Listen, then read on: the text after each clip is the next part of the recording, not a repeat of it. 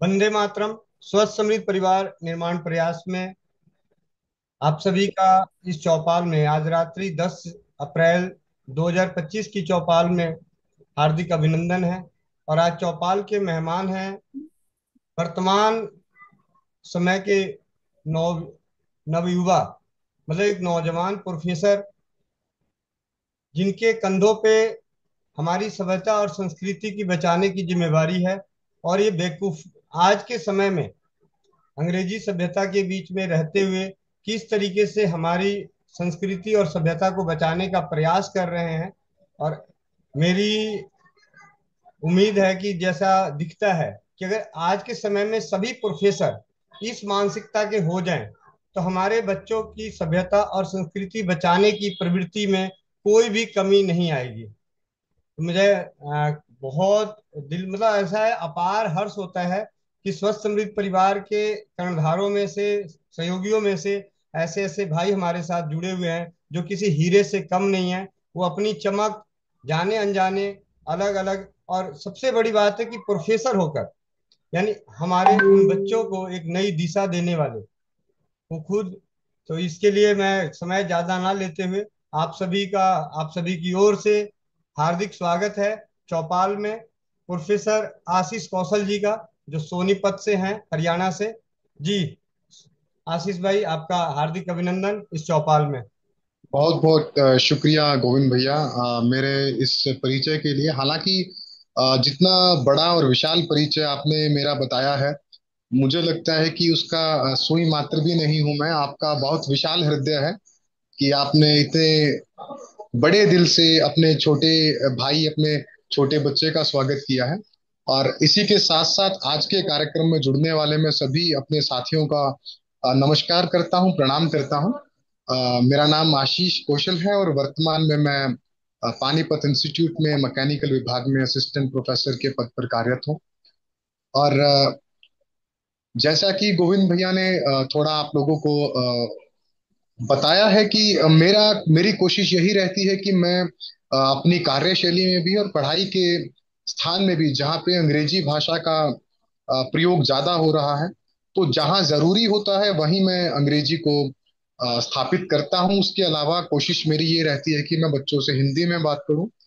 और क्योंकि कक्षा हमारी 50 से 55 मिनट की रहती है, और जैसे ही कक्षा में कभी हमें 5 मिनट या 10 मिनट का समय मिलता है, तो बच्चों को उनके जो शैक्षणिक सब्जेक्ट्स हैं, फिजिक्स, केमिस्ट्री, या फिर जो विषय मैं मैकेनिकल के बच्चों को पढ़ाता हूँ, उसके अतिरिक्त उस समय में मैं बच्चों को कोशिश करता हूँ, जैसे मैं गोविंद भैया से या गोविंद भैया के जुड़े हुए ग्रुप वैद सत्यवान नायक जी की कक्षा के माध्यम से जो चीजें मैं सीखता हूँ, वो मैं नए बच्चों तक पहुंचाने की कोशिश करता हूँ। और ये सारा का सारा आशीर्वाद मैं गोविंद भैया का ही मानता हूँ, क्योंकि मैं भी पहले भटका हुआ नौजवान था। मुझे एक सही मार्ग पर लाने वाले जो इंसान है वो गोविंद भैया हैं। और उनका आभार तो मैं क्या ही व्यक्त करूं, बस आभार उतारने की कोशिश यही रहती है कि जो उनसे सीख रहा हूं वो मैं अपने बच्चों को बताऊं। क्योंकि टीचिंग प्रोफेशन में हमारे साथ ये होता है कि हम दिन में लगातार लगभग लगभग 400-500 बच्चों को हमें अटेंड करना होता है, पढ़ाना होता है।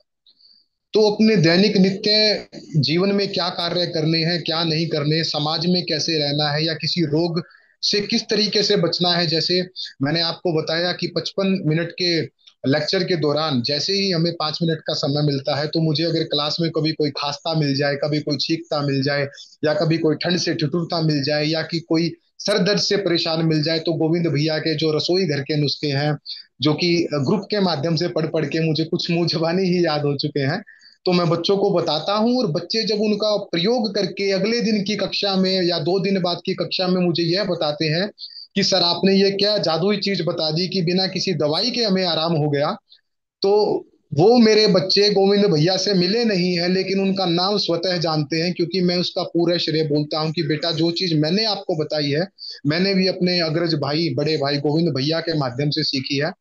तो मुझे लगता है कि ये गोविंद भैया पे भी इनडायरेक्टली उनका प्यार ही जा रहा है, कि वो बच्चे भैया को शक्ल से नहीं जानते, लेकिन नाम से पहचानते हैं कि कोई गोविंद भैया हैं, जिनके बताए गए नुस्खे या बताई गई चीजें आशीष सर हमसे कक्षा के अंदर शेयर करते हैं। और कोशिश हमारी यही रहती है कि अपनी संस्कृति से बच्चों को जोड़ कर रखा जाए। अपने जिस तरीके से आजकल के समाज में उतार चढ़ाव आ रहा है, या फिर लोगों में परस्पर चीजों को लेके नहीं बनती है, या आजकल लोग जैसे धन के पीछे लेकर जैसे पड़े हुए हैं, तो एक बैलेंस बनाने की स्थिति किस तरीके से रखी जाए, अपने जीवन को किस तरीके से चला जाए। मैं बच्चों से यहाँ तक की भी बात करता हूँ कि आप दिन में अगर उठते हैं तो आपका नित्य कार्यक्रम क्या होता है, कितने बजे उठते हो, कैसे सोते हो। हालांकि कुछ एक बच्चे जो कक्षा के होते हैं वो मुझसे पूछ लेते हैं कि सर ये आजकल कौन पूछता है। तो मैं उनको यही कहता हूँ कि बेटे, पूछने का मेरा मतलब यही है कि आपके माता पिता ने आपको हमारी जिम्मेवारी पे कॉलेज में भेजा हुआ है। अब वो घर के माता पिता हैं, आपके यहाँ के माता पिता हम हैं। तो हमारा ये फर्ज बनता है कि आप किसी भी तरीके से कोई भी गलत पथ ना पकड़े।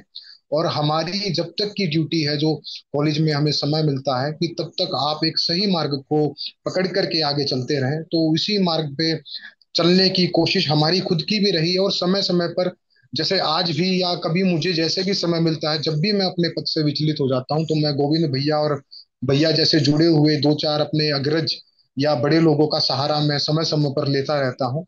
और उसी उन्हीं की दिखाई गई रोशनी की कुछ चिंगारियां मैं अपने बच्चों तक पहुंचाता हूँ। और बच्चों को भी ये बोलता हूँ कि बेटे, आपको भी आगे अपने समाज में, अपने रिश्तेदार में, अपने भाईचारे में, या आपके छोटों से किस तरीके से रहना है। तो उसी कार्य पर आज चले हुए हैं। और मैं फिर एक बात बोलना चाहूंगा कि आप शायद आज के कार्यक्रम वाले लोग बोलेंगे कि ये बार बार गोविंद भैया की तारीफ कर रहा है, प्रशंसा कर रहा है। लेकिन मैं एक चीज बोलूंगा कि वो प्रशंसा के काबिल भी हैं। और उन्होंने अपने जीवन का समर्पण करके, त्याग करके, इतना अपने आप को हम लोगों तक सौंप दिया है कि मुझे याद है कि मैं परेशान होता गोविंद भैया को रात को 2 बजे, 2:30 बजे भी मैसेज कर देता हूँ। और वो जैसे ही मेरा मैसेज देखते हैं, मुझे रिप्लाई करते हैं। तो इतनी व्यस्तता में भी वो कैसे समय निकालते हैं, तो वो कहने की बात ही अलग है। हालांकि आज का जो व्याख्यान का जो टॉपिक मैंने खैर रखा नहीं था, क्योंकि कुछ और टॉपिक था। लेकिन ये दिशा शायद कहीं और जा रही है, क्योंकि मैं जो लगाव गोविंद भैया के प्रति महसूस कर रहा हूँ, वो कहीं ना कहीं मुझे उनकी तरफ चुंबक की तरह आकर्षित कर रहा है। तो मेरे भी कहने का यही मतलब है कि चौपाल में आज की जितने भी जुड़े हुए लोग हैं, तो आप लोग भी कोशिश यही करें कि अपने जीवन को स्वस्थ तो रखें, लेकिन स्वस्थ रखने के साथ साथ मानसिक रूप से कैसे अपने जीवन को स्वस्थ रखना है, उसके लिए जितने भी हमारी भाई और बहन अगर ग्रुप में जुड़े हुए हैं, अगर आप नित्य भगवत गीता का पाठ कर सकें, और पाठ करने के साथ साथ उसके अर्थ को समझ सकें, और समझने के साथ साथ, क्योंकि मेरी एक शिकायत रहती है कि हम लोग क्या करते हैं, जितने भी हमारी धार्मिक किताबें उसको लाल कपड़े में लपेट कर रखते हैं। लाल कपड़े में लपेट कर उसको पूजना नहीं है। उस किताब का अर्थ ये है कि उसको खोलिए, उसको पढ़िए, उसमें जो ज्ञान लिखा है उसको समझिए क्या लिखा है। अभी भगवत गीता का बेसिक सा जो हमारा श्लोक है, कर्मण्य देवाधिकारस्ते माँ फलेषु कदाचन, लोग तो उसका भी अर्थ नहीं जानते हैं। वो ये समझते हैं कि भगवान ने बोला है तू कर्म कर और फल की इच्छा मत कर। भाई, फल की इच्छा किए बिना तो कोई कर्म ही नहीं होता है। तो भगवत गीता का मेन जो निचोड़ मैंने अब तक के समझा है, वो ये है कि आपको कर्म पर ध्यान देना है। और कर्म किसको बोलते हैं, आज मैं आपको थोड़ा सा इसके बारे में बताना चाहूंगा कि कर्म और कर्तव्य आपस में एक दूसरे के पूरक हैं। आपका हर कर्म आपका कर्तव्य है। अब आपको शायद ये चीज समझने में थोड़ी सा इशू आ रहा हो, तो इसको मैं समझाने की कोशिश करता हूं कि अभी आप जिस भी रूप में हैं, अगर आप पुत्र हैं किसी के, तो पुत्र के रूप में आपका कर्तव्य अलग है। पुत्र के रूप में आपका कर्तव्य आपके माता पिता की सेवा करनी है। सेवा करने का मतलब, वो चाहे तन से हो, चाहे मन से हो, चाहे आर्थिक रूप से हो, आपको हर भाव से माता पिता की सेवा करनी है। अगर आप पिता हैं तो पिता के रूप में आपने अपने बच्चों की सेवा करनी है। अगर आप सामाजिक भी हैं तो सामाजिक रूप में आपको एक समाज के लोगों की सेवा करनी है। आप अगर आप किसी के भाई हैं तो आपको भाई के रूप में सेवा करनी है। कहने का मतलब ये है कि आपको कर्म के रूप में अपने कर्तव्यों को समझना है। एक इंसान आज किसी का भाई भी है, किसी का बेटा भी है, किसी का पुत्र भी है, सामाजिक प्राणी भी है। आपको हर अपने कर्म में कर्तव्यनिष्ठ रह करके 100%, 100% अपने कर्मों को उतारना है। और इसी को इनडायरेक्टली भगवान ने निष्काम कर्म कहा है। भगवान ने कहा है कि सारे कर्म मेरे को समर्पित कर दे। अब मेरे को समर्पित करने का मतलब ये है, अगर मैं पुत्र हूं तो अपने पिता में भगवान का रूप देख करके पिता को, पिता की सेवा करनी है। अगर मैं सामाजिक प्राणी हूं तो समाज के लोगों के लिए, समाज के लोगों में ईश्वर को देख के अपने, उनके भलाई के लिए कर्म करना है। जब आप उनमें ईश्वर को देख के कर्म करोगे तो हर किया गया कर्म आपका निष्काम कर्म होगा, और वो कहीं ना कहीं भगवान को समर्पित हो जाएगा। और निष्काम कर्म से आप कर्म बंधनों से बचोगे। कोई भी कर्म आपका बंधेगा नहीं। और कर्म नहीं बंधेगा तो फिर आप ये जो जीवन और मरण का चक्कर है, उससे जल्दी ही छुटकारा पा लेंगे। अभी क्या है ना, हम सब इच्छा करके चलते हैं, भाई ये कर्म करना है तो इसके पीछे ये इच्छा है। कर्म पूरा नहीं हुआ, कर्म किया और इच्छा पूरी नहीं, तो हमारा मन व्यथित हो जाता है कि अरे ये क्या हो गया, मुझे तो मिला नहीं। मैं अखबार पढ़ता हूँ तो मेरा मन बहुत खराब होता है। कोई 12वीं कक्षा में फेल हो गया, कोई 10वीं कक्षा में फेल हो गया, तो कोई कहीं से कूद रहा है, कोई ट्रेन के सामने कट रहा है। किसी को पैसे की आर्थिक तंगी है तो वो जहर खा रहा है। किसी की बीवी में, पति बीवी में झगड़ा है तो वो कर रहा है। मुझे ये चीज समझ में नहीं आती कि सुख और दुख तो वैसे भी जीवन का एक पहलू है, जीवन का पहिया है। सुख, खाली सुख तो किसी, अगर हम भगवान राम की, भगवान कृष्ण की, भगवान शिव की किसी का भी चरित्र पढ़ लें या किसी के भी बारे में पढ़ लें, तो पूर्ण सुख तो उनके भी भाग्य में नहीं था जब वो धरती पे मानुष अवतार में आए थे। सुख और दुख आपके जीवन का पहिया है, तो आपको इस चीज को एक्सेप्ट करना पड़ेगा। और जो लोग अपने परिवार वालों से दुखी हैं कि भाई मुझे अच्छा पति नहीं मिला, मुझे अच्छे परिवार वाले नहीं मिले, या मुझे अच्छा भाई बहन नहीं मिला, या मुझे ये चीज नहीं मिली, उनको मैं एक चीज बताना चाहता हूँ, आपको जो कुछ मिला है आपको आपके कर्मों के अनुसार ही मिला है। पूर्व जन्म में आपने कुछ भी कर्म किए होंगे, उस कर्मों के द्वारा कर्म बंधन बना, कर्म बंधन से प्रारब्ध बना, और प्रारब्ध से ही आपको लोग मिल रहे हैं। तो अच्छा और बुरा आप खुद सोच करके देखिए। क्या आप में शक्ति थी कि आप माता पिता चुन लें? क्या आप में शक्ति थी कि आप भाई चुन लें? क्या आप में शक्ति है कि आप अपने द्वारा पैदा किए गए पुत्र पुत्री चुन लें? नहीं। आपको सब बाय डिफॉल्ट मिलता है। बाय डिफॉल्ट का मतलब ही है आपको आपके कर्मों के अनुसार ही अच्छा बुरा मिला है। तो अगर आपको आपके पुत्र से, आपके पिता से, आपकी माता से, आपके समाज से निंदा हो रही है, आपको कष्ट मिल रहा है, तो उसको स्वीकार कीजिए, उसको एक्सेप्ट कीजिए, क्योंकि वो आपके पुराने कर्मों की वजह से मिल रहा है। हाँ, यह जरूर हो सकता है कि कोई नवीन कर्म में आपको दुख पहुंचा रहा हो, तो आपको तब भी शांत रहना है, ईश्वर का स्मरण करना है, और ईश्वर से ये बोलना है कि हे ईश्वर, जो मेरे सामने मंद बुद्धि पुरुष है, जो मुझे निंदा कर रहा है या मुझे कष्ट पहुंचा रहा है, हे ईश्वर उसको सद्बुद्धि दे। हे ईश्वर उसको अपने चरणों में स्थान दे, और उसको ऐसा कर कि वो आपके प्रति लगन लगाए, आपके प्रति प्रेम में रहे। तो ये सारी चीजें मैं अपने बच्चों को बताने की कोशिश करता हूँ। और कोशिश रहती है कि हम एक अच्छे समाज का निर्माण करके भारतवर्ष को आगे पहुंचाएं, और हमारे मन से लोभ, मोह, काम, क्रोध की भावना का त्याग हो। हालांकि बोलना बहुत आसान है, लेकिन इसको करना बहुत मुश्किल है, क्योंकि मैं भी अपने ऊपर जब इन चीजों को अप्लाई करता हूँ तो कठिन प्रतीत होता है। लेकिन एक चीज मैंने जानी है कि जब आप अपने आप को ईश्वर के प्रति समर्पित करते चलोगे तो उस कठिनाई में ईश्वर आपका साथ देते हैं। मैं महसूस करता हूँ कि जब भी मैं फंस जाता हूँ या कभी क्रोध के आवेश में क्रोधित होने की चेष्टा होती है, तो कहीं ना कहीं ईश्वर का नाम या ईश्वर का चेहरा समक्ष आ जाता है। तो एक हिंट मिल जाती है कि अब क्रोध पर कंट्रोल करना है, भगवान जी डंडा लेकर खड़े हुए हैं। तो वो साथ देते हैं, सपोर्ट करते हैं। और मैं बताऊं तो पहले जो मेरा स्वभाव रहता था, बहुत क्रोधी स्वभाव का, बहुत घमंडी स्वभाव का रहता था, और ईश्वर के प्रति समर्पण होने से, गोविंद भैया, सुशील भैया जैसे लोगों के सर्कल में आने से मेरा मन, मेरा स्वभाव बहुत चेंज हो गया है। आपको सच बताएं तो गोविंद भैया, सुशील भैया जैसे लोग हालांकि केसरी रंग का चोला धारण नहीं किए हैं, लेकिन आप इनको किसी संत से कम नहीं समझिएगा। संत का मतलब सिर्फ दाढ़ी बढ़ाना और केश धारण करना नहीं होता। कुछ ऐसे छुपे हुए भी हमारे संत साधु मौजूद हैं जो कि अलग तरीके से भगवान की उपासना करते हैं। जैसे मैंने आपको भी कर्म प्रधानता के बारे में बताया कि कर्म ही प्रधान है। और कर्तव्य ही प्रधान है। तो गोविंद भैया कर्म प्रधान रह करके अपने तन को मन को जो कर्मों में समर्पित कर रहे हैं, तो वो निष्काम कर्म ही कर रहे हैं। भगवान के सच्चे सेवक साधु ही हैं वो। और अलग अलग मार्ग हैं, साधना मार्ग है, भजन मार्ग है। जो हमारे दूसरे साधु हैं वो साधना मार्ग में रहते हैं। तो ये हमारे सुशील भैया, गोविंद भैया भी हमारे छुपे हुए साधु हैं, जो केसरिया रंग के चोले से अलग अपने चोले में कर्म कर्मों को करके चलते हैं। तो मैं अपनी वाणी को आज के प्रोग्राम के लिए यहीं तक विराम देना चाहूंगा।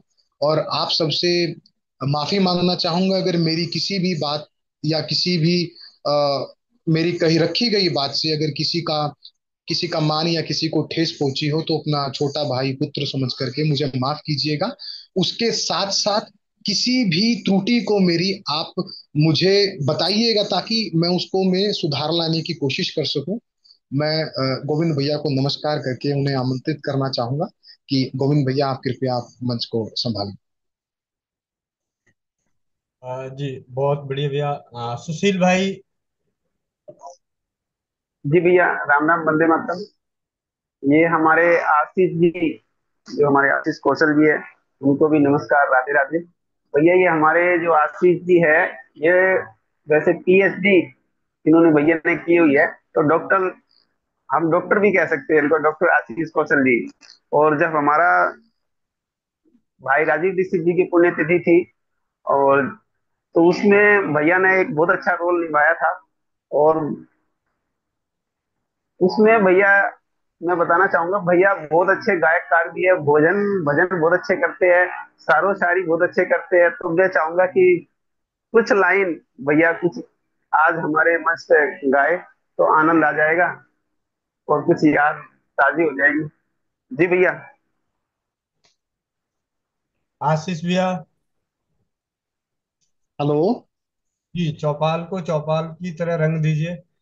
जी जी, अगर आप सभी की आज्ञा है तो मैं श्री राम भगवान की स्तुति, श्री रामचंद्र कृपालु भजमन आप सबके समक्ष रखना चाहूंगा। जी। जी। श्री रामचंद्र कृपालु भज मन हरण भव भय दारुणम, नव कंज लोचन कंज मुख कर कंज पद कंजारुणम, कंदर्प अगणित अमित छवि नव नील नीरद सुंदरम, पट्टपीठ मानहु तड़ित रुचि सुचि, नोमि जनक सुतावरम, भज दीन बंधु दिनेश दानव, दैत्य वंश निकंदनम, रघुनंद आनंद कंद कौशल चंद्र दशरथ नंदनम, सिर मुकुट कुंडल तिलक चारु उदारु अंग विभूषणम, जानु भुज सर चाप धर संग्राम जित खर दूषणम, इति बदित तुलसीदास शंकर शेष मुनि मन रंजनम, मम हृदय कंज निवास करु कामादि खल दल गंजनम, मन जाहि राचे मिलहि सोबर, सहज सुंदर सावरो, करुणा निधान सुजान शील, स्नेहु जानत रावरो, एहि भांति गौरी असीस सुनसिय, सहित हिय हर्षि अली, तुलसी भवानी पूज्य पुनि पुनि, मुदित मन मंदिर चली। जय जय सिया राम, जय जय सिया राम, जय जय सिया राम। जय। बहुत सुंदर भैया, बहुत सुंदर, आनंद आ गया भैया। ऐसा बहुत लगता शुक्रिया है कि भैया। भैया कि हम किसी कथावाचक के सामने बैठे हुए हैं और आप कुछ इतनी अच्छी कथा सुना रहे हो। भैया आप आनंद आ सबका गया। आशीर्वाद है, आप सबका आशीर्वाद है भैया। गोविंद भैया संभालिए मंच भैया। भैया अभी दो सवाल और है आपकी। जब जी मैंने भैया। की तो प्रोफाइल में दो लाइनें थी, उन लाइनों जी का भावार्थ आप जरूर बताएं। जी जी, मैं आपको बताता हूँ। मैंने अपनी व्हाट्सएप की प्रोफाइल में भगवान शिव के पंचाक्षरी स्तोत्र में से उनके यकार जो अक्षर है उसको लेकर के मैंने अपना स्टेटस डाला हुआ है, जो कि है यक्ष स्वरूपाय जटाधराय पिनाक हस्ताय सनातनाय दिव्याय देवाय दिगंबराय तस्मै यकाराय नमः शिवाय।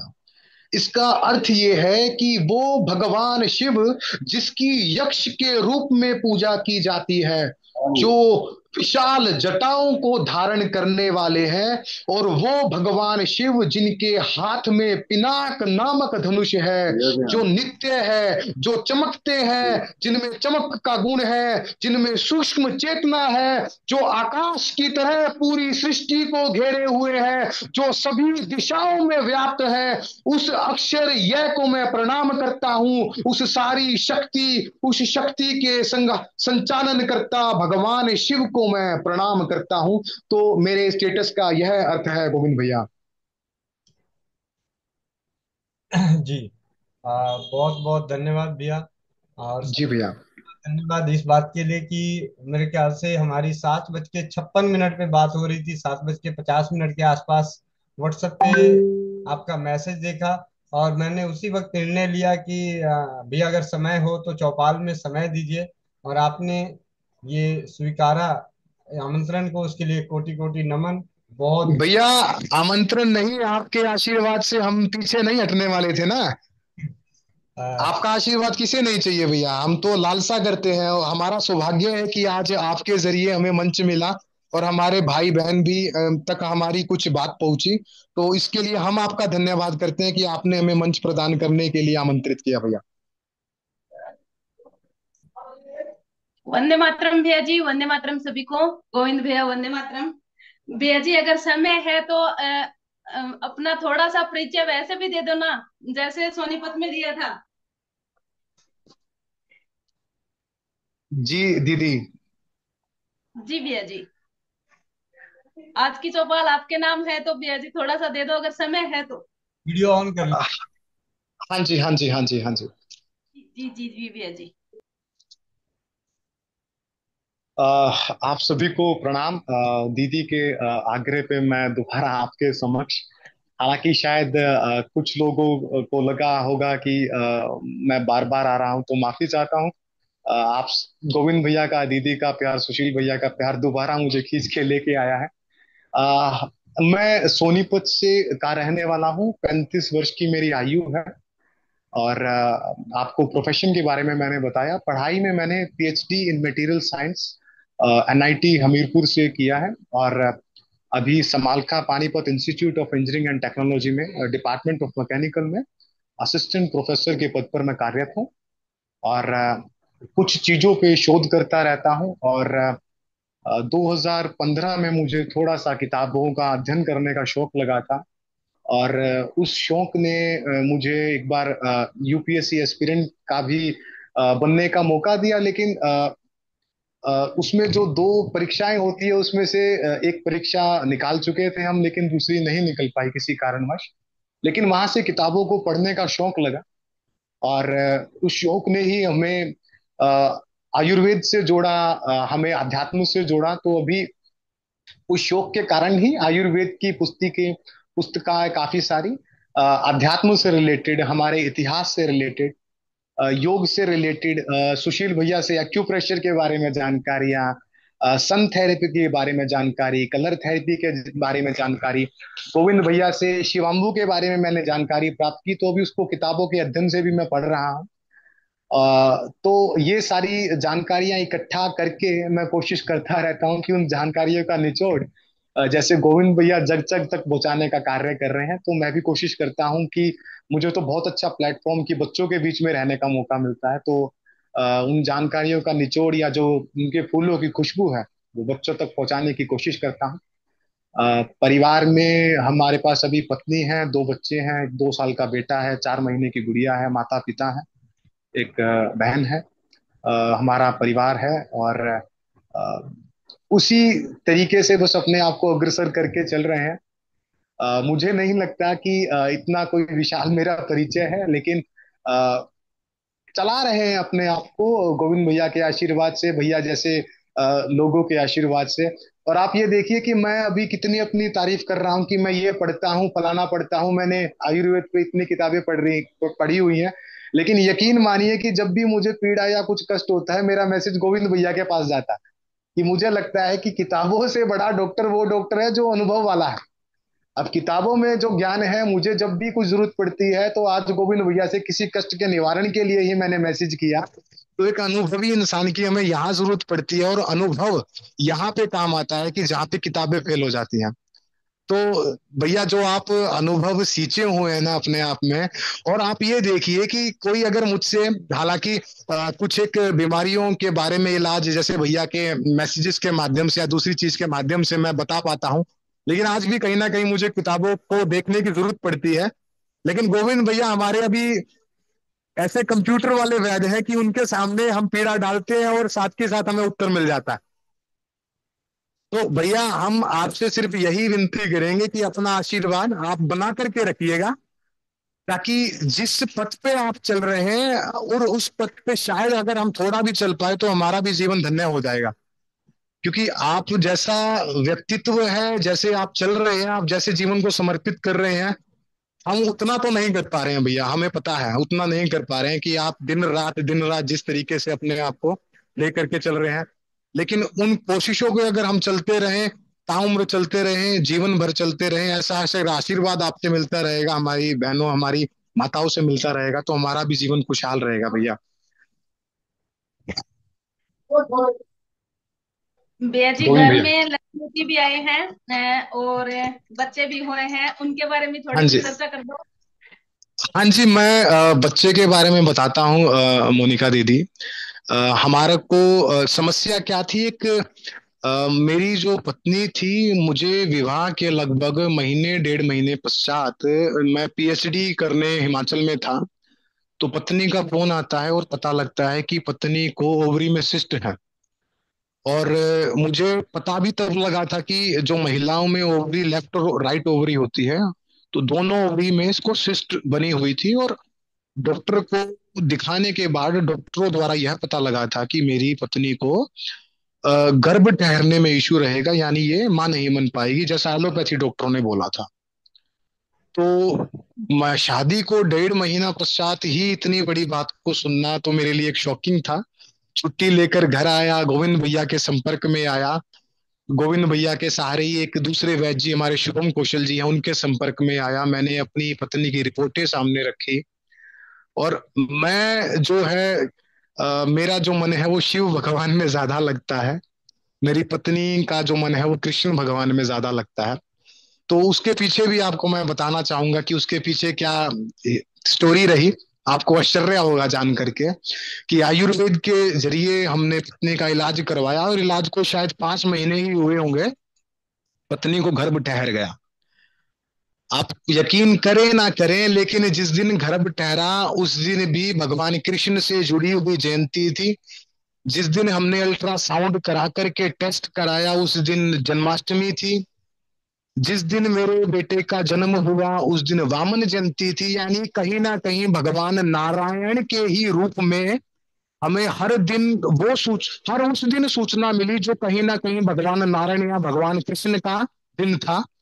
और सौभाग्यवश बेटे की जो जन्म राशि थी वो माँ नाम से निकली, और माँ नाम से हमने बेटे का नाम माधव रखा, ताकि उसका नाम पुकारते पुकारते हम भगवान का भी नामोच्चारण करते रहें और अपने जीवन को कुछ धन्य बनाने की कोशिश करें। अभी लगभग 4 माह पहले घर में बिटिया का आगमन हुआ है, जो अभी आप उसकी पीछे माइक में आवाज भी सुन पा रहे हैं, ये अभी रो रही है। उस बेटिया का नाम हमने माँ सरस्वती के एक नाम पाविका के नाम पर रखा है। और आयुर्वेद में जो ताकत है वो तो मैंने देख ली है, मेरी पत्नी ने देख ली है कि और हाँ, एक चीज और मैं बताना चाहूंगा कि बेटे के जन्म तक और बिटिया के जन्म तक, मैं फिर बोलता हूँ, आप लोगों को भी आश्चर्य होगा, मैं कभी किसी और के साथ शेयर करता हूँ तो उनको भी आश्चर्य होता है। मेरी पत्नी ने कोई फोलिक एसिड, कोई मल्टीविटामिन की टेबलेट, कोई आयरन कैल्शियम की टेबलेट दोनों बच्चों के समय पे खाई नहीं। गोविंद भैया का एक मैसेज मिला था हमें, जिसमें गोविंद भैया ने प्रथम माह से लेकर के नवम माह तक कैसे गर्भवती महिला को अपना खान पान और दिनचर्या रखनी है, वो हमने फॉलो किया। हालांकि कुछ रिश्तेदारों द्वारा हमें ताने भी मिलते थे, कि बोलते थे कि आशीष तू पढ़ लिख करके क्या तेरी बुद्धि खराब हो रही है, वो पत्नी को ये नहीं दिलवा रहा, वो नहीं दिलवा रहा। लेकिन मुझे भैया पे पता नहीं क्यों इतना प्रेम और इतना विश्वास है कि मुझे साक्षात ये भगवान ही दिखते हैं, कि भैया ने बोल दिया तो बोल दिया, भगवान के हाथों में सौंप दिया, भगवान अपने आप देखेंगे। और आप यकीन करिए, मेरे दोनों बच्चे नॉर्मल डिलीवरी से हुए हैं। पत्नी में किसी चीज की कोई कमी नहीं। दोनों बच्चे ईश्वरीय कृपा से स्वस्थ हैं। दोनों बच्चों का भार, यानी उनका जो वजन है वो अच्छा है। दोनों बच्चों की लंबाई अच्छी है। तो मैं आयुर्वेद का ये चमत्कार बोलना चाहूंगा कि वो महिला जिसको डॉक्टरों ने मना कर दिया था कि बच्चे नहीं जनेगी, वो दो दो बच्चों की आज माता हो चुकी है, दो स्वस्थ बच्चों की माता हो चुकी है। नॉर्मल डिलीवरी से बच्चे पैदा हो चुके हैं। और जो एलोपैथी डॉक्टर आपको दवाइयां इंजेक्शन खाने के लिए बोलते रहे, हमने किसी जहरीली दवाई, किसी जहरीले इंजेक्शन का सेवन नहीं किया। प्रथम बच्चे के समय पे हालांकि मैं वैक्सीनेशन करवा चुका था, लेकिन अब वो त्रुटि मैंने नहीं की है।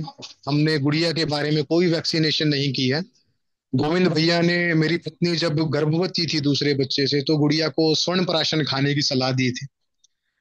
तो हालांकि स्वर्ण प्राशन अर्थ के रूप से थोड़ा सा महंगा है, लेकिन भैया के आशीर्वाद से उस अर्थ का निर्वाह मैं कर सका। तो पत्नी को मैंने स्वर्ण प्राशन और कुछ एक आयुर्वेदिक औषधि, जिनका अगर मैं मूल्य जोड़ करके भी बताऊं, पूरे 9 महीनों का शायद 1000-1500 रुपये भी नहीं बना होगा, उनका सेवन कराया। सारी चीजें नॉर्मल, A to Z चीजें बहुत बढ़िया हुई हैं। तो मैं आप सबको भी ये बोलूंगा कि भैया के संपर्क में रह के आप भी इन चीजों का सेवन किया कीजिए। और जो भी गर्भवती महिलाएं हैं, वो अगर 9 माह तक भैया के द्वारा बताई गई चीजों का अगर खान पान का ध्यान रखेंगे, तो वो ऑपरेशन से बचेंगे, ऑपरेशन के खर्चे से बचेंगे, या फालतू पीड़ा से बचेंगे, और स्वस्थ बच्चों को जन्म देंगे। और बहुत ज्यादा डिटेल में जब पत्नी गर्भवती थी तो कुछ चीजों को पढ़ा मैंने। हालांकि अभी तीसरे बच्चे का तो प्लान नहीं है मेरा भविष्य में, लेकिन भैया के द्वारा ही प्राप्त जानकारी है, एक दो किताबों के द्वारा प्राप्त जानकारी से आज ये भी समझ में आने लगा है कि हमारे हाथ में, देखिए, आपके प्रारब्ध द्वारा तो निश्चित है कि आपको कैसी संतति उत्पन्न होने वाली है, किंतु आप नवीन कर्मों द्वारा थोड़ा सा उसमें फेर बदल कर सकते हैं। आप चाहें तो महापुरुषों को भी जन्म दे सकते हैं। हमारे भगवान शिव द्वारा माता पार्वती के साथ संवाद में एक किताब शिव संहिता नाम से है। हालांकि ये जो नाम है, आप जो भी अपात्र लोग हैं, जो कि कुपात्र लोग हैं, उन तक तो नहीं जानी चाहिए, क्योंकि उसमें बहुत सारी चीजें ऐसी लिखी हैं, कुपात्र के हाथ में लग करके वो चीजें उनसे हानि ही है। तो अपने आप को सुपात्र बनाइए, अपने जीवन में खराब चीजों को त्यागिए। मैं जैसे अपने स्टूडेंट्स को भी बताता हूँ, मांस, मदिरा, सिगरेट, तंबाकू, बीड़ी या अश्लील चीजें, मादक चीजें, सुनने की, देखने की, इन चीजों से बच्चे दूर रहो। और आप शिव संहिता का, शिव सर्वोदय, मैं माफी चाहता हूँ, शिव सर्वोदय नाम है पुस्तक का, उसका अगर अध्ययन करेंगे तो उसमें आप दिन निश्चित करके पुत्र या पुत्री की, और महापुरुष पुत्र या महापुरुष पुत्री की भी प्राप्ति कर सकते हैं। इतनी अच्छी पुस्तक है। तो उसका भी मुझे जानकारी गोविंद भैया के द्वारा ही मिली थी। और अभी आज के प्रोग्राम के अंत में एक और सुझाव मैं देना चाहूंगा। सुझाव तो नहीं है अपना, मेरे को अभी दिमाग में वर्ड नहीं आ रहा है। मैंने गोविंद भैया से अपने कुछ एक निजी कारण, जो हमारे घर में छोटे मोटे किसी के विचार मेल ना खाने से, छोटी मोटी कलेश की बाधाएं आती रहती थी। तो गोविंद भैया से मैंने वो बाधा भी शेयर की थी। तो भैया ने मुझे कुछ प्रयोग बताए, प्रयोग नहीं मैं कर पाया, तो गोविंद भैया ने मुझे गृह क्लेश नाशक तेल खरीदने के लिए सुझाव दिया। आप यकीन नहीं करेंगे, मैं ये सोचता हूँ भैया आप मिलाते क्या हो चीजों को। आपने जो तेल दिया है, मैंने आपको मैसेज में भी लिखा है कि उसका दिया मैं नियमित रूप से नहीं लगा पा रहा हूं। अनियमितता के बावजूद मैंने 80 से 85% पॉजिटिव रिजल्ट पाया है इसका। और यह तेल अगर किसी माफिया के हाथ में लग जाए तो भैया मैं बताता हूं 10,000 20,000 से कम मूल्य में नहीं देगा वो। जादुई तेल आपने दिया है। इस तेल का जो प्रभाव है उपयोग करने के बाद, मैं दोबारा बोल रहा हूं, अनियमितता में लगाया है मैंने। आज लगा दिया तो शायद 4 दिन बाद याद आया तो 4 दिन बाद मैंने दिया लगाया। उसके बावजूद इसका इतना अच्छा रिजल्ट है, तो नियमित रहने पे कितना अच्छा रिजल्ट होगा। तो ये चीज भैया बहुत बहुत बढ़िया है। और मैं तो यही कहूंगा कि आप भी अपने विचारों को शुद्ध कीजिए, सात्विक कीजिए, और लोगों को भी अपने से जोड़िए। देखिए, कुपात्र लोग हैं या ऐसे लोग हैं, मैं एक चीज बोलता हूं कि अगर हम अपने विचारों को पहुंचाएंगे, बार बार पहुंचाएंगे, तो हो सकता है कोई ये बोले कि पागल है, ये तो बेवकूफ है, दिमाग चल गया। मुझे भी बोलते हैं, जैसे आजकल के जो मॉडर्न लोग हैं मुझे बोलते हैं पढ़ा लिखा गंवार है ना, कि हिंदी बोलता है या फिर ये उल्टी सीधी चीजें सिखाता है। जैसे मेरे कुछ एक स्टूडेंट्स भी बोल देते हैं कि सर ये पैर छूने वूने वाले काम कौन करता है आजकल, पार्टी किया करो, खाया पिया करो। तो मैं उनको भी समझाता हूँ इसी उम्मीद में कि एक ना एक दिन शायद वो, मैं सोचता हूँ कि वो बच्चे मेरे ही हैं, कहीं ठोकर लग के ना सीखे, इससे पहले सीख जाए तो अच्छा है। और जैसे भगवत गीता में भगवान श्री कृष्ण कहते हैं कि किसी भी चीज को पाना है तो आपको निरंतर उसका अभ्यास करना पड़ेगा। तो मैं निरंतर उन तक अपनी बात रखता रहता हूँ उम्मीद के साथ कि वो किसी एक दिन सीखेंगे। अच्छे बच्चे बात पकड़ते हैं, मीडियम बच्चे बात पकड़ के चलने की कोशिश करते हैं, बुरे बच्चे जो कि मन से बुरे नहीं है लेकिन वृत्तियों अनुसार, या हो सकता है कि उनका रहन सहन या ऐसे घर में पैदा हुए हो या ऐसे समाज में उनका रहना हो जिस वजह से उनका स्वभाव ऐसा हो गया है। क्योंकि मैं किसी को बुरा नहीं आंकता कि भाई ये बुरा है। कोई पैदा हुआ बच्चा जन्म से बुरा अच्छा नहीं होता, वो किसी ना किसी वजह से बदला हुआ होता है। तो उसी बदले हुए को सही मार्ग पे लाने की कोशिश करता रहता हूँ, और शायद मरते दम तक करता रहूंगा। और उसके पीछे मैं ये नहीं सोचता कि गालियां पड़ रही हैं, फलाना पड़ रही है। मुझे अपने कर्म करने हैं, गाली देने वाले के अपने कर्म है। हम अपने कर्मों को भोगेंगे, वो अपने कर्मों को भोगेगा। तो हमें तो कोशिश करनी है उसके भी कर्म सुधारने। एक पथ दिखाने वाले का, मार्ग दिखाने वाले का यही कार्य होता है। पिता अपने बच्चों को मार्ग दिखाता है। अभी हमें पिता के साथ साथ गुरु का, टीचर का भी दायित्व मिला है। तो हमारे तो बहुत सारे बच्चे हैं पढ़ने वाले, सारे हमारे ही बच्चे हैं। उनको दिखाने का, पथ दिखाने का कार्य भी हमें ही करना है। हम नहीं करेंगे तो समाज हमारा सुधर नहीं पाएगा। और मैं तो साथ वाले भाभी जो अगर ग्रुप में जुड़े हुए हमारे कोई शिक्षक गण है, तो मैं यही बोलूंगा कि अपनी शिक्षा के सब्जेक्ट्स के साथ साथ, फिजिक्स केमिस्ट्री मैथ के ज्ञान के साथ साथ, बच्चों को जीवन में कैसे रहना है, कैसे जीना है, माँ बाप के साथ कैसे रहना है, और किस तरीके से, देखिए धन संचय करना भी जरूरी है लेकिन धन के पीछे पागल होना बेवकूफी है। तो वो सारी चीजें भी दिखानी जरूरी है। अब हम अपने बच्चों से, हमने प्रॉमिस लिया हुआ है जिन बच्चों को हम पढ़ाते हैं कि बेटे सुबह उठना है तो माँ बाप के पैर छूने हैं, पिताजी गाली भी दें, लात भी मारे, तब भी उनकी बात माननी है। अगर भगवान में ध्यान नहीं लगता, मन नहीं लगता, तो फिर भी उनकी सिर्फ एक चेहरा देख के हाथ जोड़ के आ जाने हैं। शुरुआत तो करो, शुरुआत करने से धीरे धीरे मन लगने लग जाएगा। हम सिर्फ एक बात बोलते हैं, अगर आपके परिवार में माता या पिता में से कोई भी चरित्रहीन इंसान है तो उसको उस कंडीशन में आप त्याग सकते हैं। अन्यथा उनको भी आप बेटे सही करने की कोशिश कीजिए, आप खुद भी सही होइए। और अगर आपको लगता है कि घर में कोई परिवार का सदस्य सही नहीं है, तो चेष्टा कीजिए बार बार, और ईश्वर से प्रार्थना कीजिए कि हे भगवान इनको ठीक कीजिए। भगवान तो सबके पिता हैं, वो ठीक करने में मदद करेंगे। और फिर भी ठीक नहीं हो रहे हैं तो उसको प्रारब्ध का हिस्सा समझ करके उस समय को निकालने की कोशिश कीजिए। लेकिन अपनी स्तुति में, अपनी प्रार्थना में भगवान से जो करते रहते हैं, उसमें अपना प्यार रखिए, उसमें स्नेह रखिए। भगवान जरूर आपका साथ देंगे, जरूर आपकी मदद करेंगे। और अपने इस मार्ग पर चलते रहिए और एक अच्छे समाज का, अच्छे भारतवर्ष का निर्माण करने में सहयोग दीजिए। क्योंकि अगर हम आने वाली पीढ़ी को सही रास्ते पे नहीं दिखाएंगे तो उनमें से भी कल को उठ के कोई ना कोई शिक्षक बनेगा, और अगर वो ही नहीं सुधरेंगे तो वो आने वाली पीढ़ियों को क्या सिखाएंगे। तो कॉलेज में खाने पीने के बाद कचरा डस्टबिन में डालना, बैग को व्यवस्थित करना, जाने के बाद पंखा लाइट बंद करना, ये अनुशासन की चीजें भी मैं सिखाने की कोशिश करता हूँ, सिखाता रहता हूँ।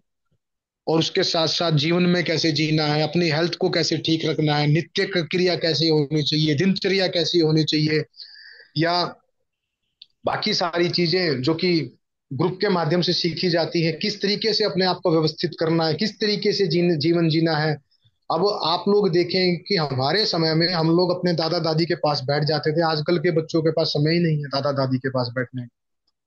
जिन बूढ़े लोगों ने अपनी जिंदगी उनके माँ बाप को जवान करने में पढ़ाने में लगा दी, आज जिनको सेवा की जरूरत है, दो बोल बात करने वाले की जरूरत है, उनको हम समय नहीं देते। तो मुझे लगता है कि वो लोग तो बहुत सौभाग्यशाली हैं जिनके आज भी घर में दादा दादी जीवित हैं।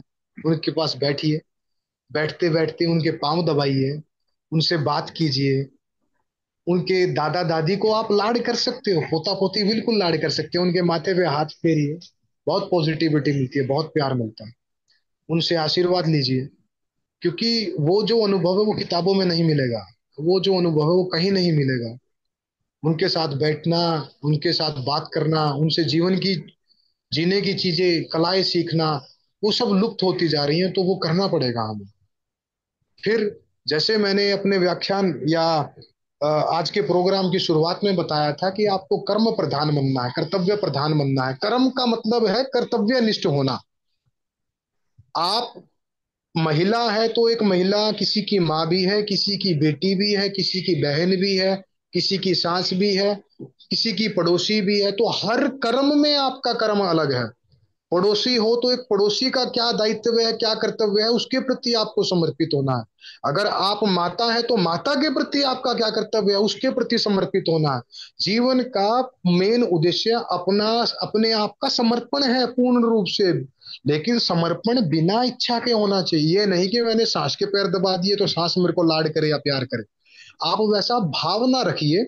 सास को बताइए कि माता आपको भी हम पर प्यार रखना चाहिए, लेकिन अगर वो बदले में कुछ नहीं देती है तो भी आपको छेड़ खिंचना नहीं है, तो भी आपको उनके प्रति बुरा भाव नहीं रखना है। क्योंकि वो उनके कर्म है, हमें उनके कर्म व्यवस्थित करने हैं, उनके कर्म सुधारने हैं, उनसे जलना नहीं है, उनसे खिंचना नहीं है। आपको क्या पता उनका जो स्वभाव है किस कंडीशन की वजह से है, आप नहीं जानते, तो आप उनको जज भी नहीं कर सकते हो। तो आपको इस चीज का ध्यान रखना है, बिना किसी अपेक्षा के, बिना किसी इच्छा के आपको अपने कर्मों को व्यवस्थित करना है। ये नहीं कि भाई मैं बेटे को खिला पिला रहा हूं तो कल को बेटा मेरी सेवा करेगा। जैसे हम सब लगते हैं कि बेटे को करनी चाहिए, उसका कर्म है, अगर नहीं कर रहा है तो आप अपेक्षा मत रखिए। बेटा अपने कर्म भोगने आया है। हो सकता है पिछले किसी जन्म में आपने उसको पीड़ा पहुंचाई हो, तो इस जन्म में आपको पीड़ा पहुंचाने के लिए वो आ गया। लेकिन इसका अर्थ यह भी नहीं कि अगर वो बिगड़ा हुआ है तो उसको हम बिगड़ने दें। हमारा क्या कर्म है पिता के रूप में? बेटे को सही मार्ग दिखाना, उसको सही रास्ते पर लेके जाना। लेकिन अगर वो फिर भी नहीं जा रहा है, फिर भी हमें अंत तक कोशिश करनी है, बिना उससे द्वेष और बैर का भाव रखे। यही जीवन है। मैं फिर बोलता हूं, अगर आपके परिवार में, आपके समाज में कोई भी चरित्रहीन इंसान है तो ही उसका त्याग कीजिए। अगर कोई बहुत गलत इंसान है, मदिरा पान करने वाला है, तो उसका त्याग कीजिए। लेकिन अगर उसमें भी गुंजाइश सुधरने की दिखिए तो उसको सुधारने की चेष्टा कीजिए। अपने अंदर से इच्छा का भाव त्याग दीजिए। इच्छा रखनी है तो ईश्वर से रखो, उसको पाने की। ये बाकी फालतू इंसानों को पाने की, पद को पाने की, पैसे की पाने की क्या इच्छा रखनी है? आप ये देखिए, जो चीज ऐसी है जो निरंतर बदल रही है, पैसा कभी कम है, ज्यादा है, ये रूप है। आज देखिए सफेद बाल दिख रहे हैं, कल को और सफेद निकलेंगे, झुर्रियां पड़ेंगी। तो इस चीज की क्या मैं इच्छा रखूं कि मुझे सुंदर बना दे या मुझे पैसा दे दे? खत्म होने वाली चीजें हैं। इच्छा रखनी है तो ईश्वर प्राप्ति की रखो। अपने आप को समर्पित करते चले जाओ हर कर्म में, कर्तव्य में, और अपने जीवन को ईश्वर के नाम, ईश्वर की स्तुति के साथ गुजारिए। फिर देखिए कितना आनंद आता है। आपको कम में भी आनंद आएगा क्योंकि आप सेटिस्फाई होंगे। नहीं तो आपको कितना भी मिल जाए, इच्छा बढ़ती रहेगी। आज ऑल्टो चाहिए, कल को स्विफ्ट चाहिए, फिर को मर्सिडीज चाहिए, फिर और बड़ी गाड़ी चाहिए। इच्छा और भोग, भगवत गीता में भगवान ने यही लिखा है कि भोग जितने भी हैं उन पे संयम पाके ही आप उनको अलग कर सकते हो। अगर आप भोग को भोगोगे तो बढ़ता जाएगा। भोग में आप कोई भी भोग लगा लो, शारीरिक भोग लगा लो, खाने पीने का भोग लगा लो, वस्त्र लगा लो, मैथुन क्रिया लगा लो, कोई भी भोग लगा लो, जितना खाओगे जितना करोगे उतना बढ़ता जाएगा। लगाम है ही नहीं। तो लगाम के लिए संयम है, और संयम नहीं है तो भगवान की शरण लो, भगवान का नाम लो। वो धीरे धीरे आज नहीं तो कल आप में संयम डाल देगा। हमने भी डाला है, आप में भी डालेगा, लेकिन ईश्वर का सहारा लेना पड़ेगा। राम कृष्ण, आपकी माता, जिसमें भी मन लगे, या जिसमें भी अगर आपका मन नहीं लगता तो उसकी तस्वीर देखने से शुरुआत कीजिए। तस्वीर देख ली तो हाथ जोड़ने पे आगे आ जाइए, उसके बाद धूप बत्ती पे आ जाइए, उसके बाद आरती पे आ जाइए, उसके बाद पूजा पे आ जाइए, फिर ध्यान पे आ जाइए। आप खुद देखना, ईश्वर उस माँ की भांति है जिसकी तरफ आप एक कदम बढ़ाओगे वो 10 कदम बढ़ा करके आपकी समीप आएगा। और जिस दिन आपकी उसकी तस्वीर को देख के जिस दिन आपकी आंखों से आंसू सलकने लगे प्रेम के, तो समझ लेना भगवान ने आपको प्यार से आपको अपना लिया है। तो उसकी ओर बढ़ते चले जाइए। जीवन का उद्देश्य ही ईश्वर की प्राप्ति है, लेकिन जिस जन्म जो आपको मनुष्य जन्म दिया है उसको निभाते हुए। इसका मतलब ये नहीं कि ईश्वर के प्राप्त करना है तो बाबा बन जाए, वो अलग। आप अगर गृहस्थ हैं तो कर्म योग को अपनाइए, अपने आप को हर कर्म को समर्पित कर दीजिए, कर्म कर्तव्यनिष्ठ बन जाइए। मैं एक शिक्षक भी हूं तो मेरा कर्तव्य बच्चों को सुधारना है, पढ़ाना है। अगर मैं वहां जाके टाइम पास करूंगा तो अर्थ तो आ जाएगा, पैसा तो आ जाएगा, लेकिन मेरे कर्म खराब हो जाएंगे। वो नहीं करने हैं, वो लेके मरना ही नहीं है। कर्म खराब करेंगे तो कल को फिर भुगतने के लिए कहीं ना कहीं किसी ऊंचे काले में पैदा हो जाएंगे, फिर वही सब ड्रामा चलेगा। तो वो नहीं चाहिए। ईश्वर की प्राप्ति चाहिए। जीवन अच्छा पाने के लिए मेहनत करो, बहुत अच्छा पाने के लिए, बहुत अच्छा पद पाने के लिए, पैसा पाने के लिए, और कुछ करने के लिए, क्योंकि ये जरूरी है इस जीवन का निर्वाह करने के लिए जो आपको इस जन्म में मिला है, पृथ्वी में जो आपको भूलोक में मिला है, इसके लिए जरूरी है। उसके लिए मेहनत कीजिए, मिलता है एक्सेप्ट कीजिए, नहीं मिलता है तो जो मिलता है ईश्वर का प्रसाद समझ के चुचकार करके उसका वहन कीजिए। वो भी लोग हैं जिनको खाने की रोटी नसीब नहीं होती, वो भी लोग हैं जिनको छत नसीब नहीं। जो भी ईश्वर देता रहे प्यार से उसका आनंद लीजिए, प्यार से उसको शुक्रिया अदा कीजिए कि हे भगवान, मैं तो इसके भी काबिल नहीं था, मैं तो तुझ हूँ, नालायक हूं मैं, मेरे तो कर्म भी नहीं है एक रोटी पाने के, तू तो फिर भी रोटी दे रहा।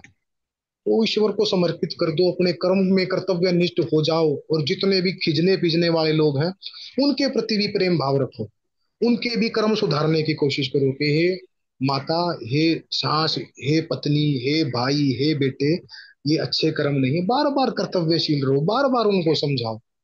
क्योंकि इस जन्म में अगर आपको संबंधी मिला है वो किसी ना किसी रूप में, तो आपका कर्तव्य बनता है उसको सुधारो।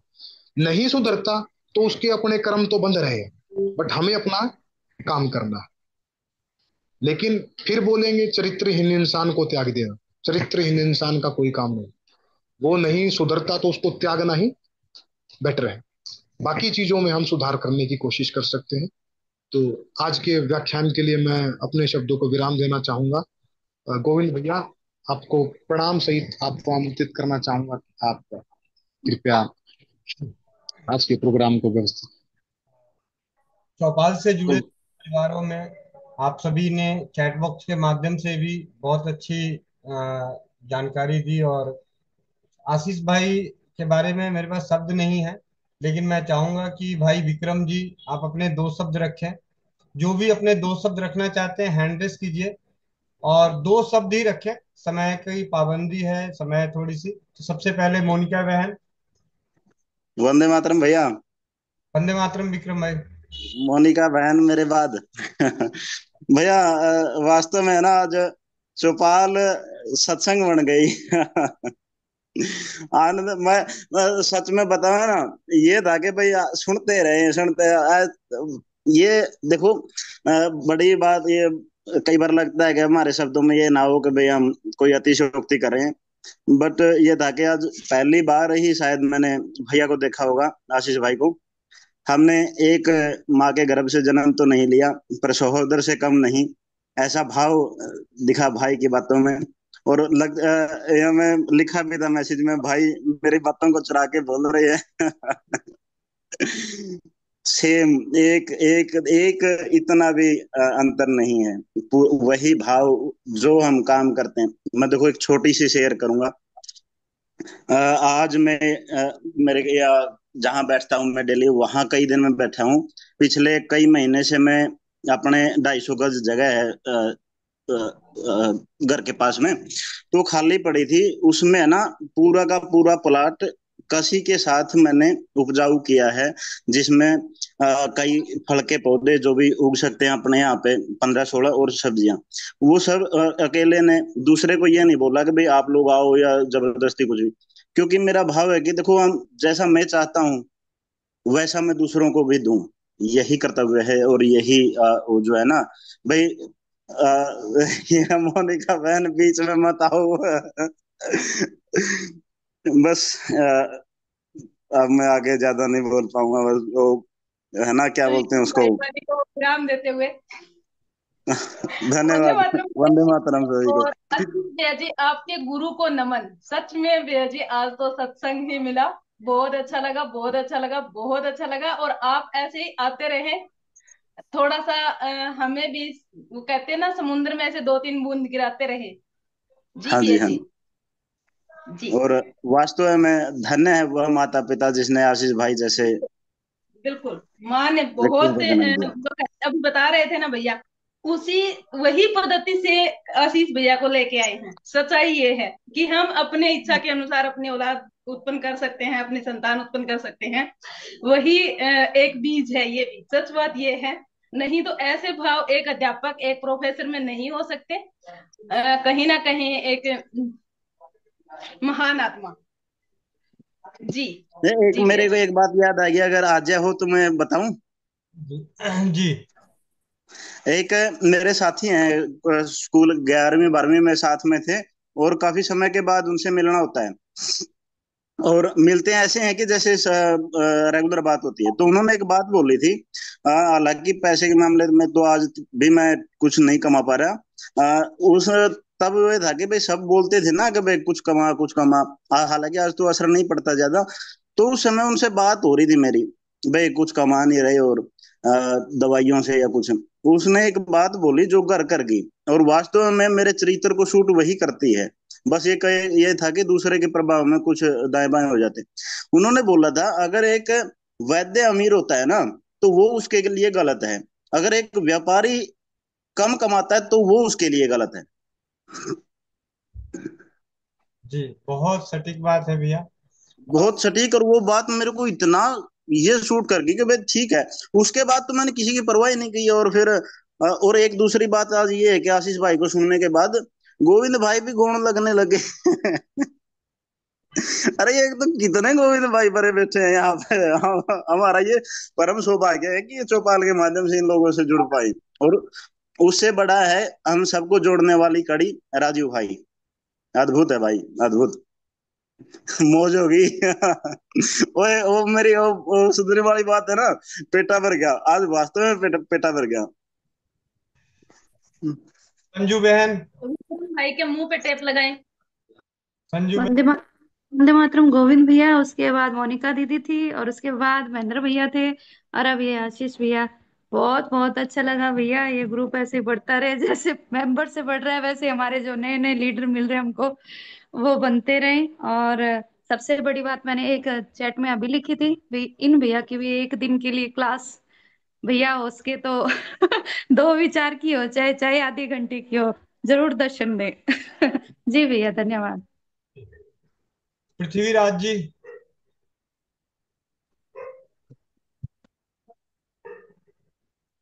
पृथ्वीराज भैया, माइक अनम्यूट कीजिए।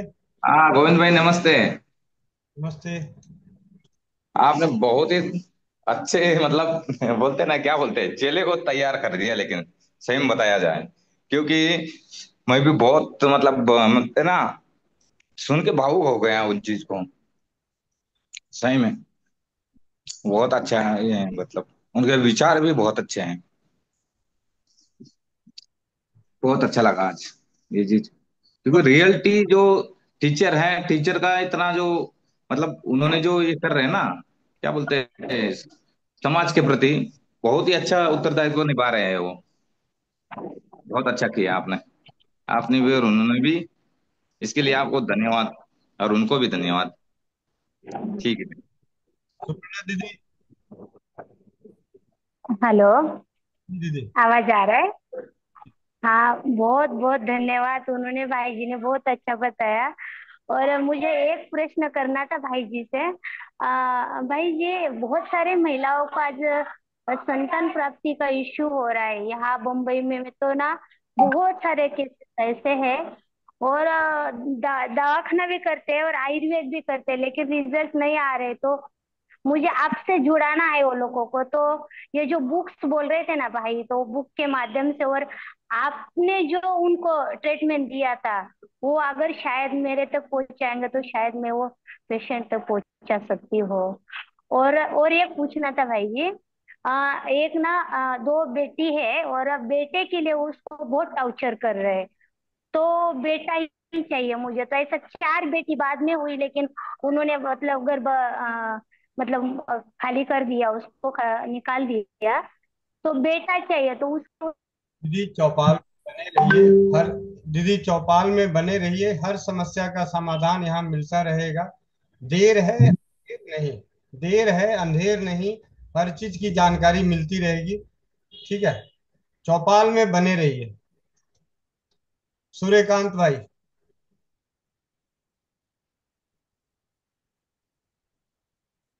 भाई सूर्यकांत जी, आप अपने माइक को अनम्यूट कीजिए।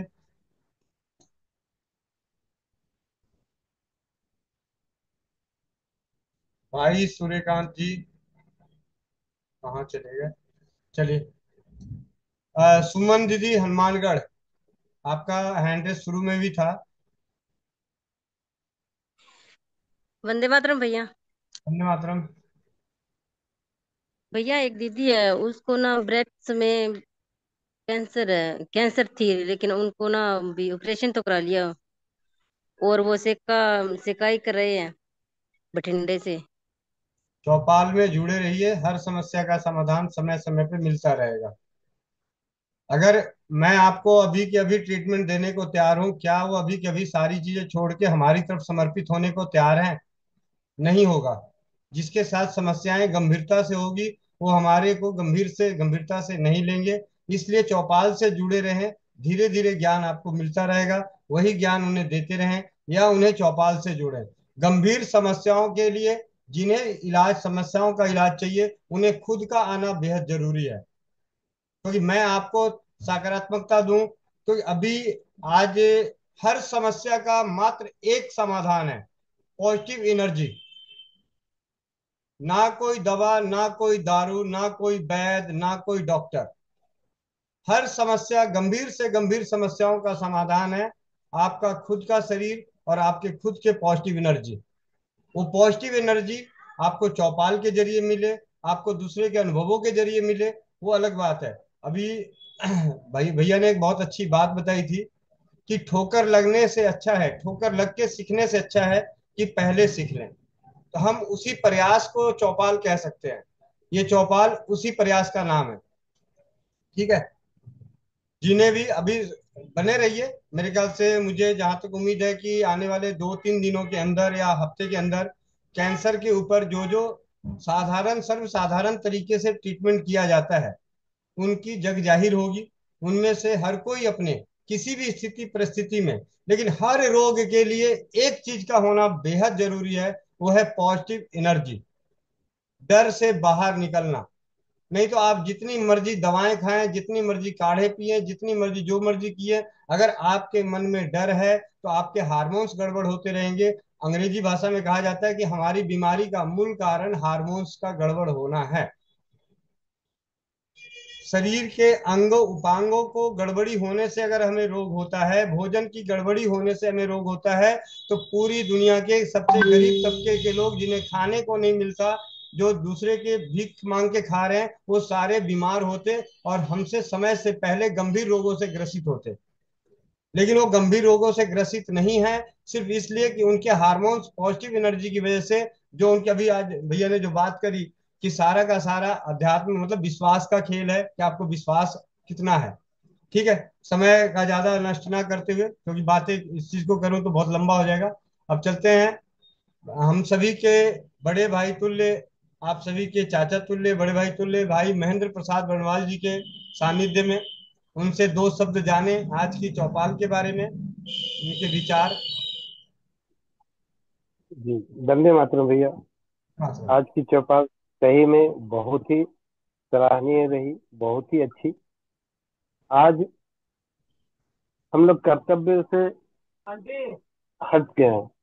अगर सभी कोई कर्तव्य को अपना धर्म मान ले, जिसके हिस्से में जो कर्तव्य आता है, अगर वो सब कोई अपने कर्तव्य पर डटे रहे, तो ये जो भैया जो बताए हैं वो सारा का सारा उसका सार्थक आता है। आप अपने माता पिता के प्रति, अपने पुत्र के प्रति, पुत्र अपने माता पिता के प्रति, हम अपने दोस्त के प्रति, अपने हितैषी, अपने नजदीक के जितने भी लोग हैं, सभी के प्रति जो अपना कर्तव्य है, तो तन मन और धन का जो बात हम लोग करते हैं, अगर वो थोड़ा थोड़ा सा भी इस तरह से जब हम लोग करते हैं एक दूसरे के लिए, तो ये जो भैया जी बताएं वो सारा का सारा निचोड़ एकमात्र शब्द में आ जाता है। हम अपना कर्तव्य को धर्म मान लें। धर्म उसमें नहीं जो आदमी लोग अथाह कथा पूजा पाठ अनगिनत वो बहुत अनाप शनाप खर्च करके कुछ दिखावा करते हैं, वो धर्म नहीं है। धर्म ये है जो हम लोग छोटे छोटे चीज में तलाश में कर रहे हैं, उस चीजों को करते सभी कोई करे तो लगेगा कि ये संसार सुखमय हो गया, हम सब सुखमय हो जाएंगे।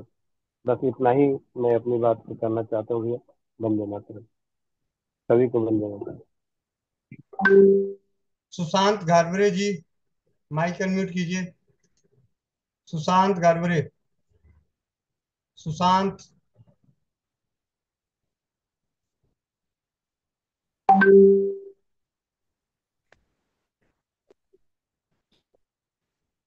ये आपकी आवाज नहीं आ रही।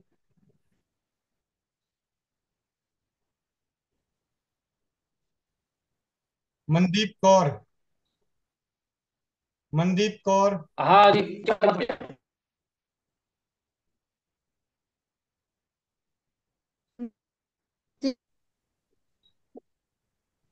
शायद आप लोगों की नेटवर्क की दिक्कत है, आवाज नहीं आ रही।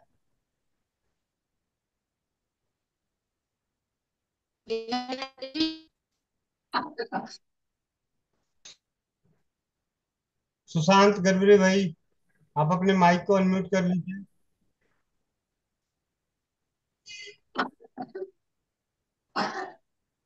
बबीता बहन, आप अपने दो दो शब्द रखें।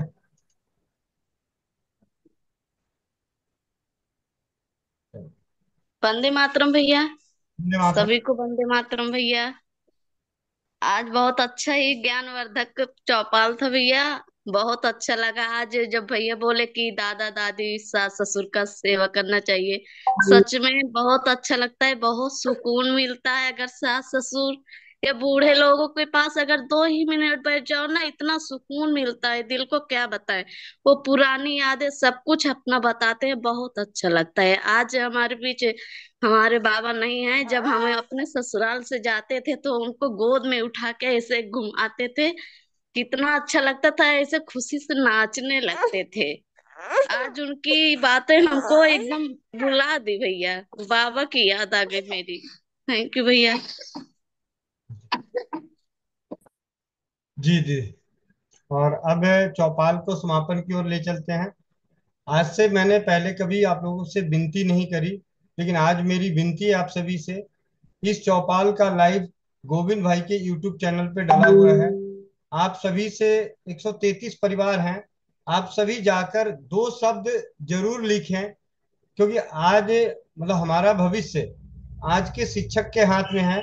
और जब हर शिक्षक, हर प्रोफेसर, हर गुरु, हर इस प्रकार के आशीष भाई की तरह होंगे, आशीष भाई की विचारधारा, आशीष भाई के जैसे सेवा भाव के साथ कार्य करेंगे, तो हमारा आने वाला भविष्य, हम सभी आज चिंतित रहते हैं कि हमारे बच्चों का क्या होगा, हमारे बच्चों का क्या होगा। जब हमारे बच्चों को सिखाने वाले शिक्षक ऐसे होंगे तो हमें डरने की कोई जरूरत ही नहीं होगी, ये डर निकल चुका होगा। तो इसकी खातिर आप सभी से विनती है कि गोविंद भाई के यूट्यूब चैनल पे प्रसारित हो रहे आज की लाइव का आप सभी परिवार जाके अपने दो शब्द जरूर लिखें। आप अपने विचार दो शब्द जरूर लिखें। और चौपाल की सूचनाएं प्रतिदिन सुबह 5 बजे भाई सूर्यकांत जी के सानिध्य में योगाभ्यास, 11:30 बजे स्वास्थ्य फ्रीडम केयर की ग्रुप एडमिन मीटिंग, 2 से 3 बंधन उपचार की कक्षाएं जो प्रतिदिन ना चलते हुए मंगलवार और शनिवार और शाम की 8 बजे की चौपाल प्रतिदिन आप सभी के सहयोग। जी गोविंद भैया जी, एक चाचा जी हैं, पिता सुलतुल्य हैं, रमेश डांगरे, 1 मिनट ले लो, उनको वैसे हैंड रेज करना नहीं आता, वो ऐसे करे हुए हैं। जी आप अनम्यूट कर दो उन्हें। जी जी जी भैया जी। जी चाचा जी, आप अपने पास एक मैसेज गया है, उसको आप क्लिक करो। जी हो गया। हाँ, धन्यवाद गोविंद भैया। आज की चौपाल बहुत ही ज्ञानवर्धक रही। अध्यापक कैसा होना चाहिए, ये बात आज समझ में आ गई। देखो, डॉक्टर ने गलती की तो एक पेशेंट नहीं मरेगा, लेकिन अध्यापक ने यदि गलत रहा तो सारा समाज नष्ट होगा। इतना अध्यापक जागरूक होना चाहिए, और आज के अध्यापक बहुत ही जागरूक थे, और उन्होंने एक सामाजिक समस्या का हल कैसे करे ये समझाया है, और ये बहुत ही आवश्यक है। और यही चौपाल का अपना उद्देश्य है कि समाज की उन्नति कैसे हो, समाज का आरोग्य कैसे ठीक हो, ये बात आज चौपाल में कही गई। इसलिए यह चौपाल को मैं धन्यवाद देता हूँ। गोविंद भैया, आपने ऐसे लोगों को बुलाया तो आपको भी धन्यवाद देता हूँ, और हम भी धन्यवाद हो गए, हम भी भागवान हो गए। धन्यवाद जी।